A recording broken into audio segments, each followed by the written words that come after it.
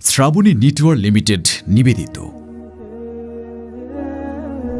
একদিন একজন বাবা তার ছেলের হাত ধরে নিয়ে এসেছিল একটি মাদ্রাসায়। ছেলেটার চোখে তখনও খেলার মাঠ, কিন্তু বাবার চোখে ছিল তার ভবিষ্যৎ।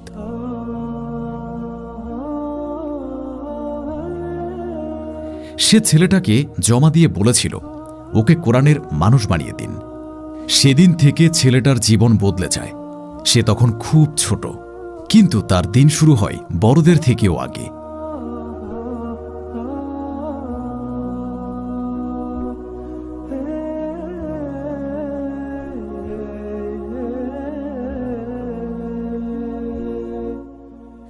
ভোর ৩টায় অ্যালার্ম বাজে। শীতের মধ্যে সে কম্বল ছাড়ে।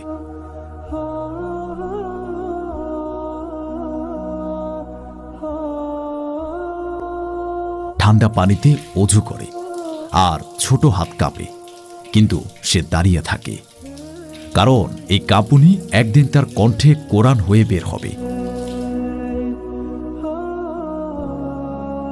হিফজ শুরু হয়, নতুন আয়াত, নতুন যুদ্ধ। কখনো ভুল হয়, আবার ঠিক করেন, বারবার ভুল হয়ে আবার ঠিক করেন।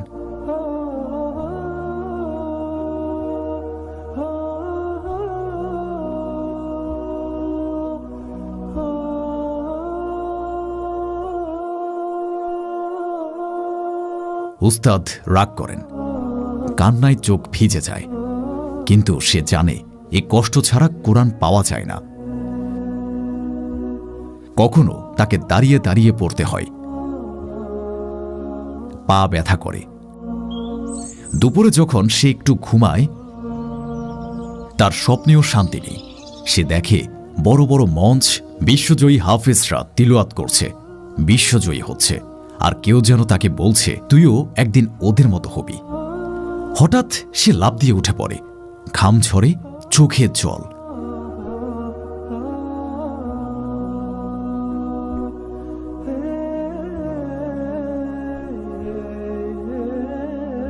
সে আবার কোরআনের সামনে বসে পড়ে। গভীর রাতে সে নামাজ পড়ে, চুপচাপ কাঁদে আর আল্লাহকে বলে, হে আল্লাহ, আমাকে হাফেজ বানিয়ে দাও। আল্লাহ, আমাকে বিশ্বজয়ী হাফেজ বানিয়ে দাও। আল্লাহ, আমার বাবার স্বপ্নটা পূরণ করিয়ে দাও।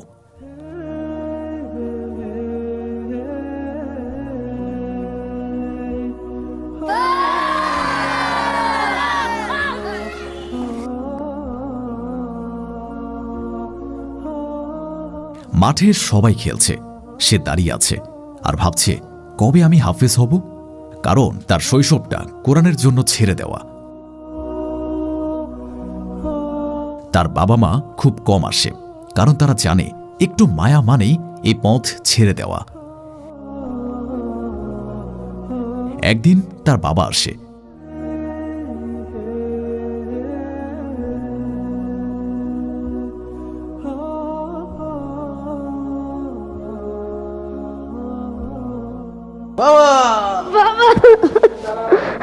ছেলেটা তাকে জড়িয়ে ধরে কাঁদে। এই কান্নায় দীর্ঘদিন বাবাকে না দেখিয়ে জমে থাকা কষ্ট। বাবা, তোমাকে ফোন দি, তুমি আসো না কেন? আমার কষ্ট হয়, তুমি নাই, মাও নাই, আমি একা একা থাকি। শোনো বাবা, তোমাকে একটু কষ্ট তো করতেই হবে, তাই না? একজন ভালো মানুষ হতে হলে অনেক কষ্ট সাধনা করতে হয়। একদিন তার মাও আসে। সে ছেলের সাথে দেখা না করে তার পছন্দের খাবার টিফিন বক্সে দিয়ে চলে যায়, কারণ সে জানে বারবার দেখলে ছেলে ভেঙে পড়বে।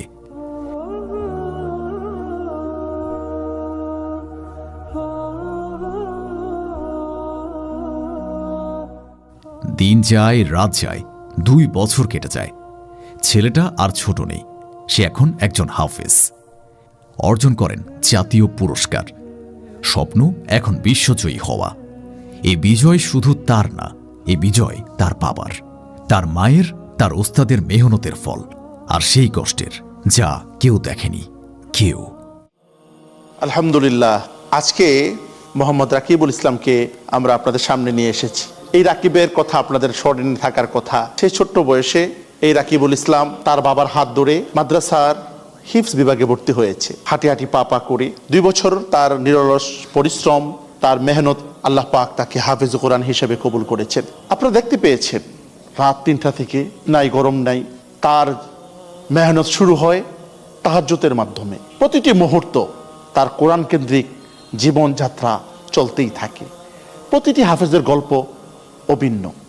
এভাবেই গড়ে ওঠে পৃথিবীর সেরা হাফেজ, এভাবে গড়ে ওঠে বাংলাদেশের শীর্ষ হাফেজ, এভাবেই গড়ে ওঠে যাদেরকে আমরা হাফেজে কোরআনদের তারকা হাফেজ দেখি।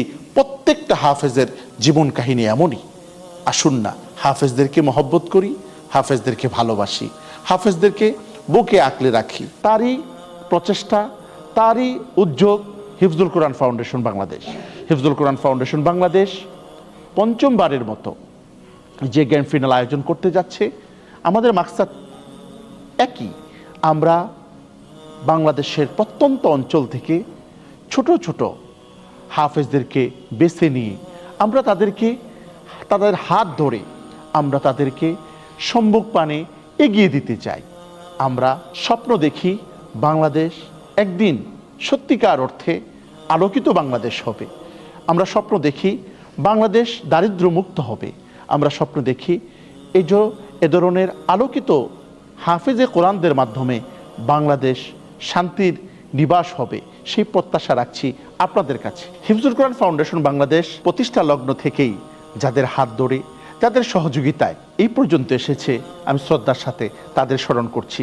আমি আজকের এই গ্র্যান্ড ফিনালে সবাইকে স্মরণ করিয়ে দিতে চাই হিফজুল কোরআন ফাউন্ডেশন বাংলাদেশের অন্যতম স্বপ্নদ্রষ্টা ইঞ্জিনিয়ার মোহাম্মদ বেলায়েত হোসেন রিপন, আমাদের টাইটেল স্পন্সর শ্রাবণী নেটওয়ার্ক লিমিটেডের সম্মানিত ব্যবস্থাপনা পরিচালক এবং বিকেএমই এর সম্মানিত পরিচালক।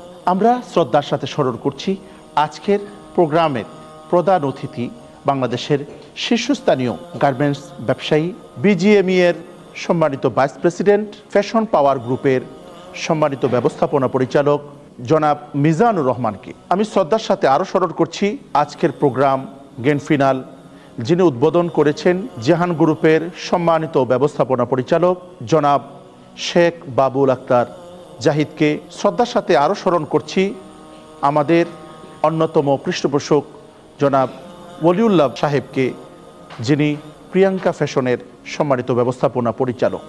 আজকের এই প্রোগ্রামকে যারা বিভিন্নভাবে সহযোগিতা করে, বিভিন্নভাবে পরামর্শ দিয়ে আমাদেরকে কৃতার্থ করেছেন, তাদের প্রতি শ্রদ্ধা রাখছি।